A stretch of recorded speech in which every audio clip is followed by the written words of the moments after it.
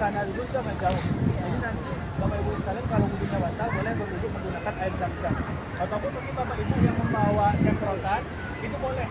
Nah, tata cara wudu menggunakan semprotan Bapak Ibu sekalian itu tidak dengan mensemprot di badan saja. Itu nggak cukup. Jadi harus disemprot lalu sampai airnya menggenang di atas tangan kita. Nah, lalu airnya yang digunakan untuk itu. Tapi kalau misalnya kita cuma semprot buka seperti itu enggak dibenarkan. Jadi memang kita diperintahkan untuk berwudu dengan air yang mengalir, air yang menggenang.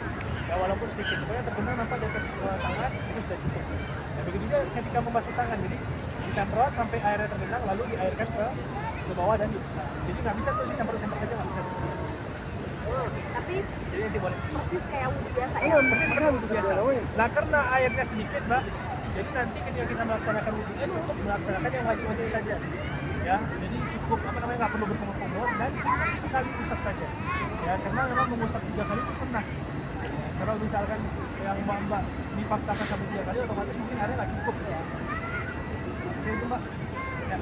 Kan tawaf itu di putaran, misalnya di putaran keempat, misalnya nggak bisa tahan ketut itu, apakah kita harus mulai dari 1 atau melanjutkan?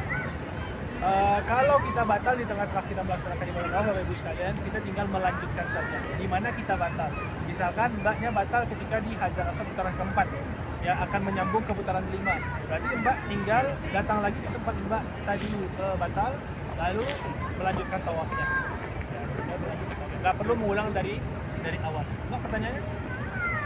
Ustaz, yang tadi doa yang dibacain saya panjang, yang setelah salawat kepada Nabi terus belum memohon ampunan itu gimana? Oh, nanti insya Allah akan kita bimbing. Ya, jadi nanti Bapak Ibu sekalian doa-doa yang memang dianjurkan untuk kita baca akan kita bimbing. Ya, nggak usah khawatir Bapak Ibu sekalian.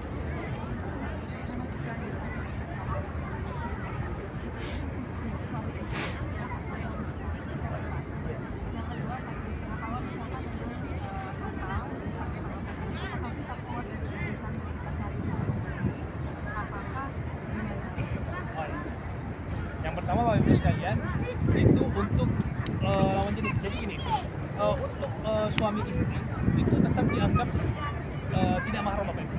Ya, tetap mahram ya ketika kita di dalam kamar melihat orang itu boleh. Tapi ketika kita sudah berwudu, ya para ulama mengatakan tetap batal. Kenapa? Karena kan kita awalnya ketika lahir di dunia ini kan tidak mahram. Kita kan memang disatukan karena akad nikah. Ya, jadi awalnya kita tidak mahram, makanya kata para ulama setelah kita menikah walaupun kita sudah berwudu itu bersentuhan dengan lawan jenis itu tak wajib. Itu pendapat ulama Syafi'i. Tapi untuk pendapat ulama Hanabilah dan Malikiyah itu tidak masuk. Ya, jadi suami istri bergandengan tangan itu